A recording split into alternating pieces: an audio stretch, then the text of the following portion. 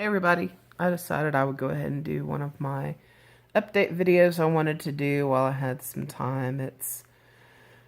I got my husband off to work, got my cat fed, cat's asleep in the windowsill, shut the bedroom door behind her so I could have some peace and quiet for a little while in here, and I could work on some crocheting and do this and don't have to worry about her jumping up on me and getting all up in my crochet business. But I decided I'd go ahead and do a health update because I haven't done one in a while.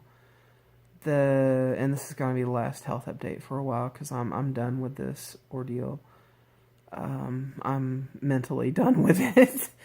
um, last I had talked about it, I was in the hospital. They thought I had had another stroke. Well, it turns out I didn't.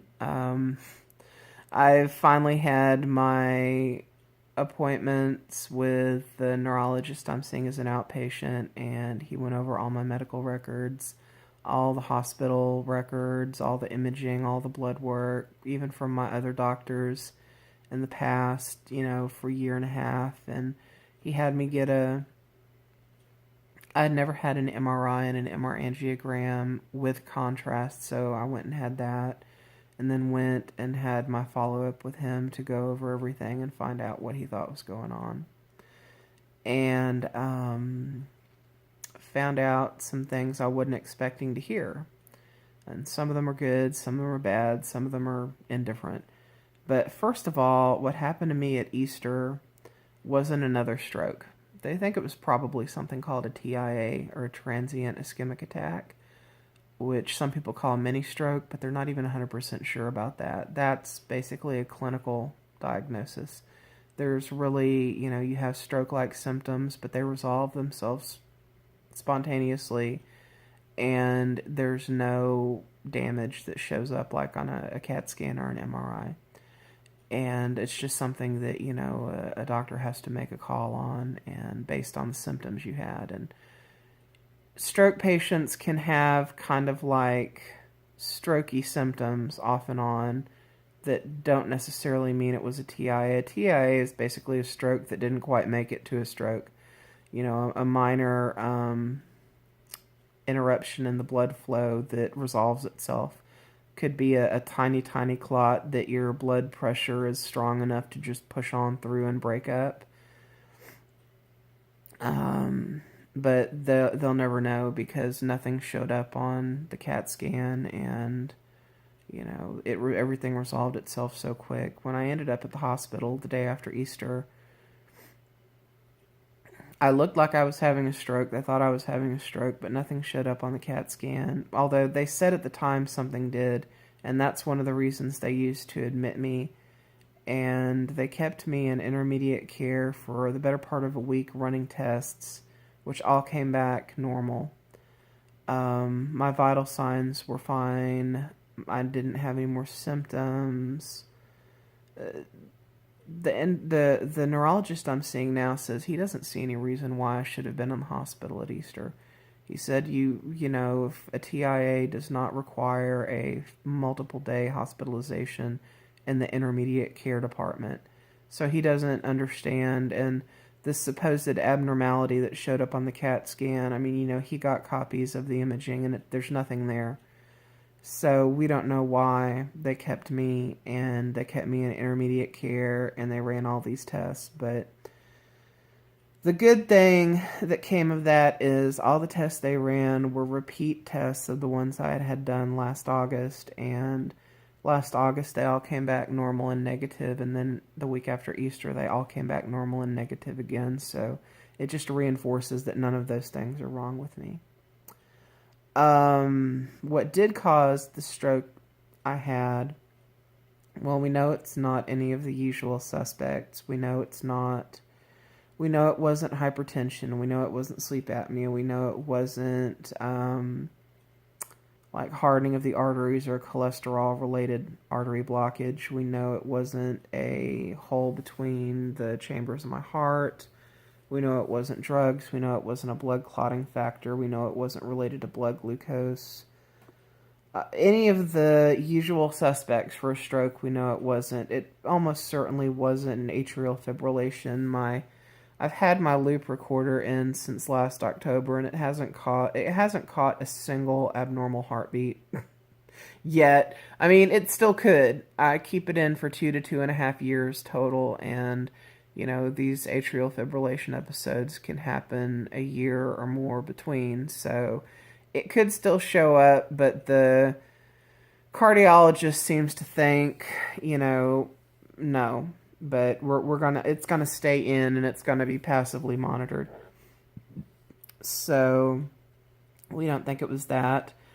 The neurologist I'm seeing as an outpatient narrowed it down to two possible causes. One of them is what he's leaning towards, but again, we'll never know 100% for sure.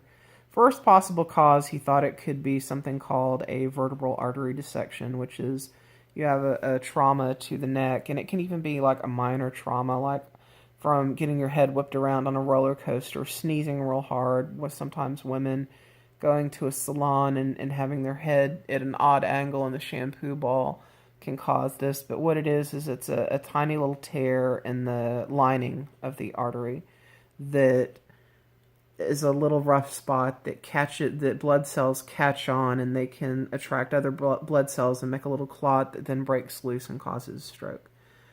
It would have healed. They heal. It would have healed and never shown up on the MRI.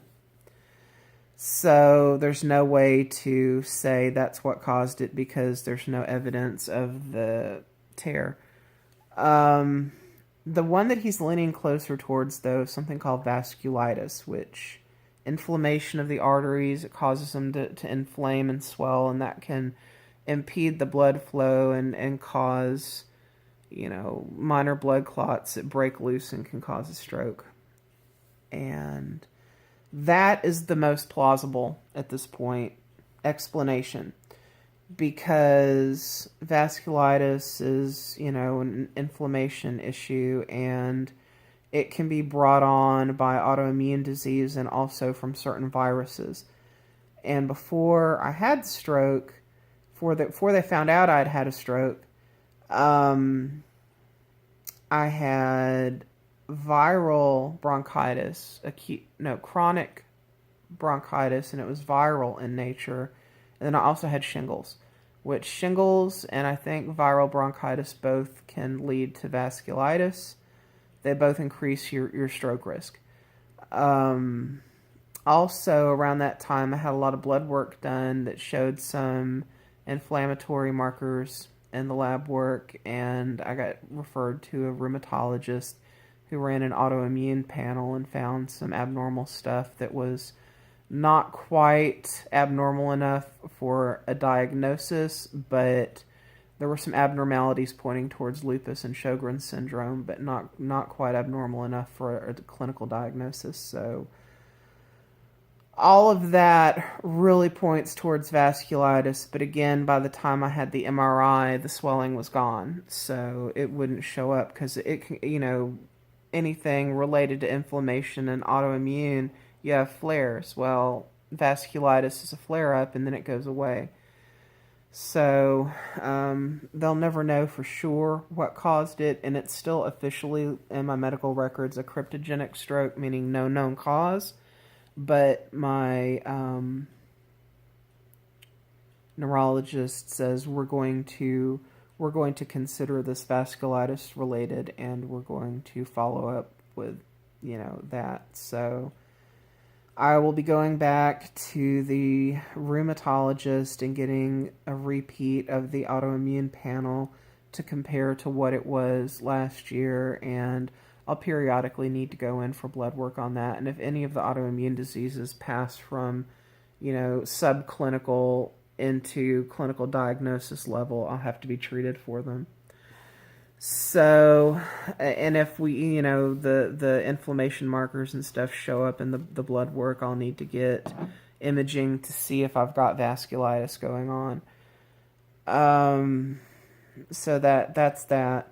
And I found out my stroke, I had wasn't in my parietal lobe after all. It was in my occipital lobe, which actually explains some vision issues I've been having. So um, that's good to know. And they found something else. They found that I have a tiny hemangioma in my brain. I can't remember what part of my brain, but it's not anywhere that's particularly vital.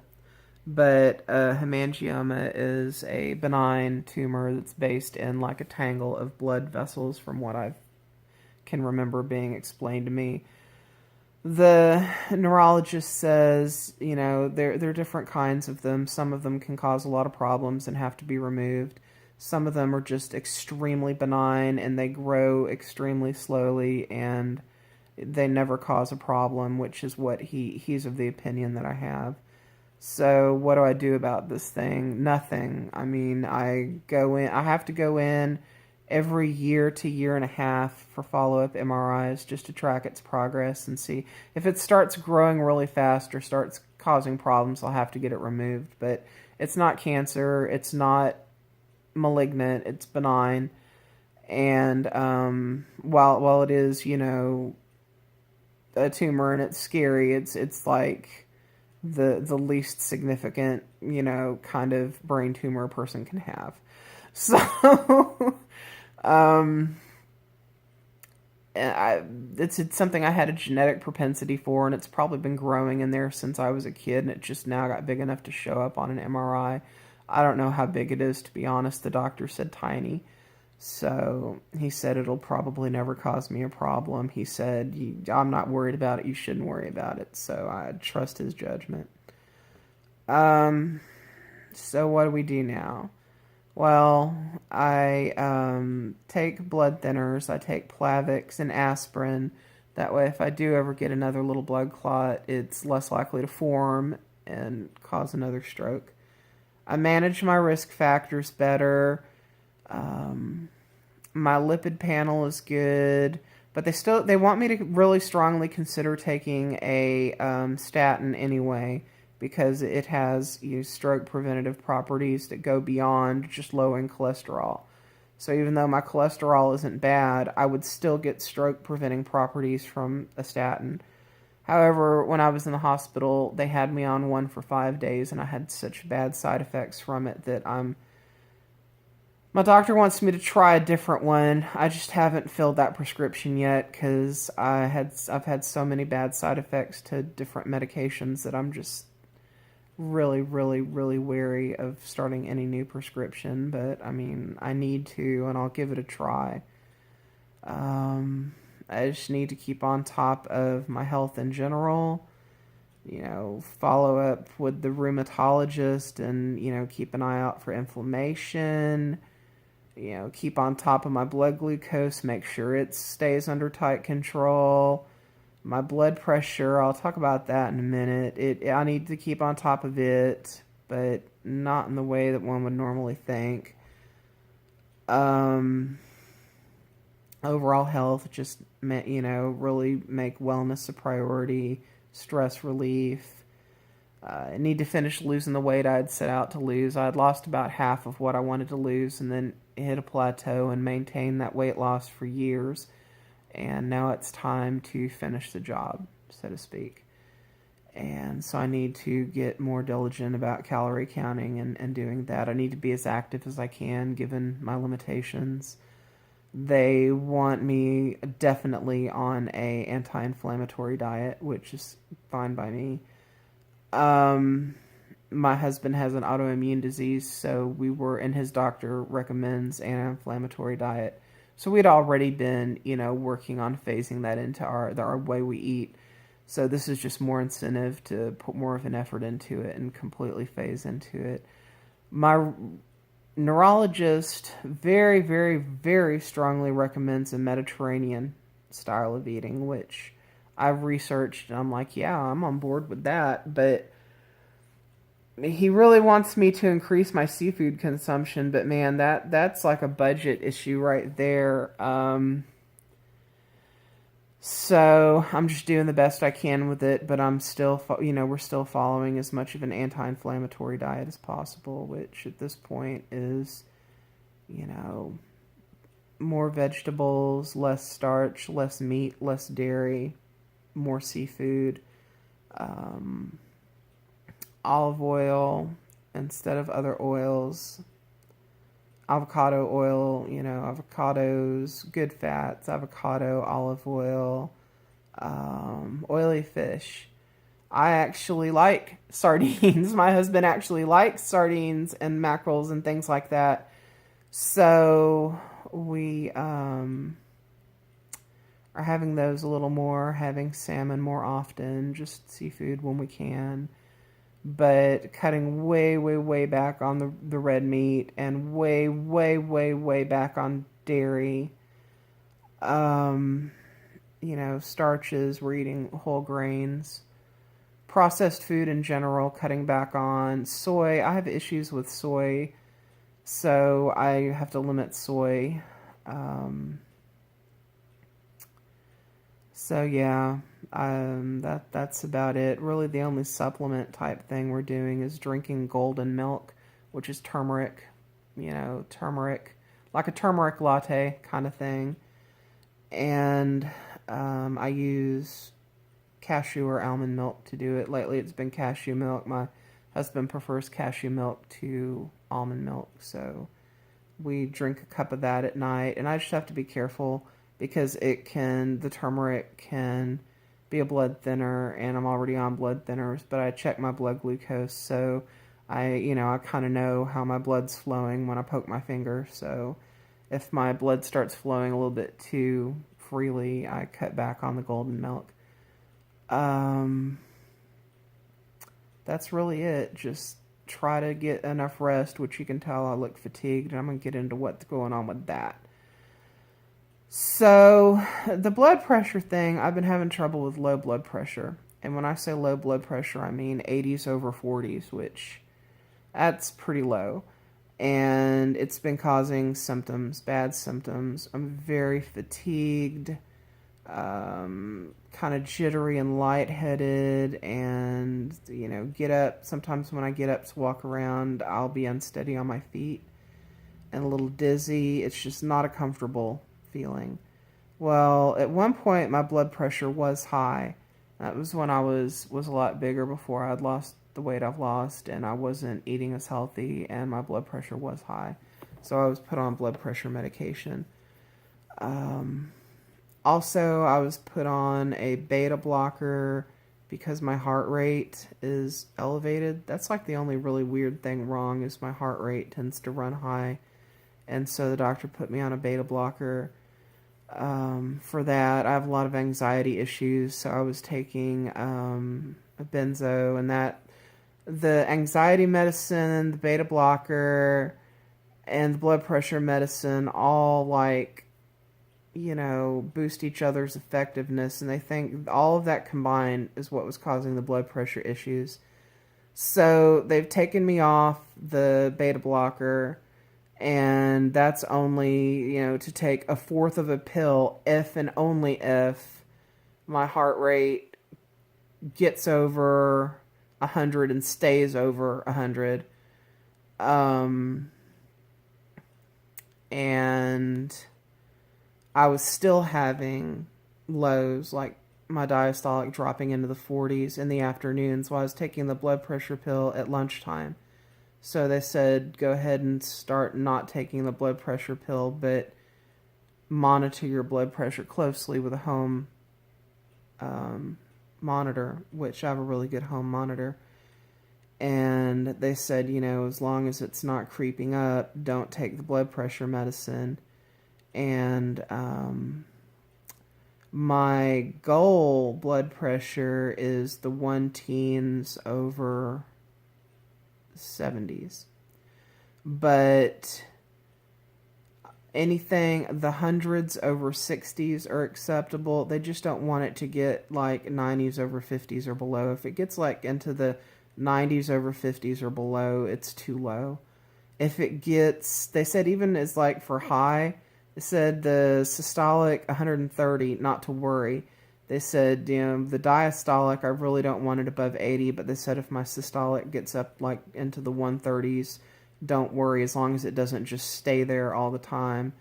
So they'd rather it be a little bit high than a little bit low, which was surprising to me. I thought that was counterintuitive, but they explained that very low, low blood pressure can be a bigger problem than slightly high blood pressure when it comes to, stroke risk and stuff. So I just have to monitor my blood pressure closely and, not severely restrict my salt intake. As long as my blood pressure, if my blood pressure is running low and I'm not taking the medications, I can, have, they even told me, drink, beef or chicken bouillon or some V8 juice, the non-low salt variety, and, drink water, get up and move around, and that helps a little bit temporarily. So I think it's just an issue that I was over-medicated. Anxiety's been a problem lately, but I think that is related to perimenopause. And I've been in perimenopause for over a year now, probably closer to 2 or 3 years, but I just had the blood work done about a year ago that showed the FSH, and pointed to the reduced ovarian function, the start of perimenopause. So it's not that bad. I'm not really having a lot of serious symptoms, but I have been having a lot of anxiety issues lately. And sleep disturbances. Good Lord, I've been having sleep disturbances. Last weekend, I would try to sleep and wake up like every 2 to 3 hours, just bolt upright in a wild panic from a horrific nightmare. Or just a weird, disturbing, bizarre dream. Vivid dreams. Bizarre and scary and terrifying. And I just bolt upright, my heart racing, and in full-blown panic mode. And I would do my breathing exercises and my vital signs would return to normal, and I'd calm down and I'd lay back down and try to sleep, and then 2 or 3 hours later, boom, right back up again. And then I finally decided I just need some rest. I was so fatigued and so tired that I started taking my, I have a medication I can take for panic attacks. I started taking it. I can take it up to once every 8 hours as needed. And I started taking it every 8 hours. And I just felt like crap. It just makes me feel so out of it and tired and blah. But the panic attacks were getting better. This week, I'll go to bed, wake up, sleep for a couple hours, 2 to 3 hours, boom, bolt upright with a panic attack. And again, do my breathing exercises. It calms down. I'll lay back down 2 or 3 hours later, boom, if I can even get back to sleep. Most of the time I can't. I fall asleep and I'd sleep like 2 to 3 hours, wake up in mid-panic attack. It would fade, but then I couldn't get back to sleep. I'd just be too agitated. And then I'd try to get a nap during the day, and same thing. I'd sleep 2 to 3 hours, and boom, panic attack. Well, last night I went to bed at 11, and it was to the point where I was dreading going to bed because I knew I'd be waking up in a few hours at a panic attack. And I was like, God, am I going to get any sleep tonight? So I laid down last night around 11, tossed and turned for a few minutes, fell asleep, woke up, boom, in a panic attack. But it wasn't as bad. And I sat up on the edge of the bed, and it passed really quick. And I looked at my phone, and it was 4 o'clock in the morning. So I'd managed to sleep 5 hours. So I've been up since 4, and I'm going to go try to get a nap in a little bit. I need to get some work done around the house, but I'm tired. And this has just been kicking my butt. I'm not really having hot flashes, thank goodness. Not yet, at least. I'm sure that's coming. I feel flushed a lot. Like, I'll feel like I'm running a fever, and I'll feel like heat is radiating off me, but I check my temperature, and it's normal, and I'm not actually hot to the touch, or if I am, it's not much, but I feel like heat is just radiating off me. Every once in a while, I'll have a night sweat, but I'm not having, stereotypical hot flashes. So far, I'm doing pretty good, but I'm sure the worst is still to come, and Unfortunately, I can't take hormone replacement therapy because I have a cryptogenic stroke in my medical history, and no doctor is going to give me hormones. And even a lot of the hormone, alternatives, I can't have, so I'm pretty much in it on my own. But it is what it is. So that's that. Yeah, that's the situation, and I'm just pretty much done with it. So I'm just hanging in there, and unless something really really serious happens, I'm not gonna be talking about it much anymore because I just want to. I don't want to sweep it under the rug. I just don't want to dwell on it. I just want to manage it and get on with life. So that's that. That's the health update. Um, I'll be back with another update of some other stuff going on, but that's it for now. Bye.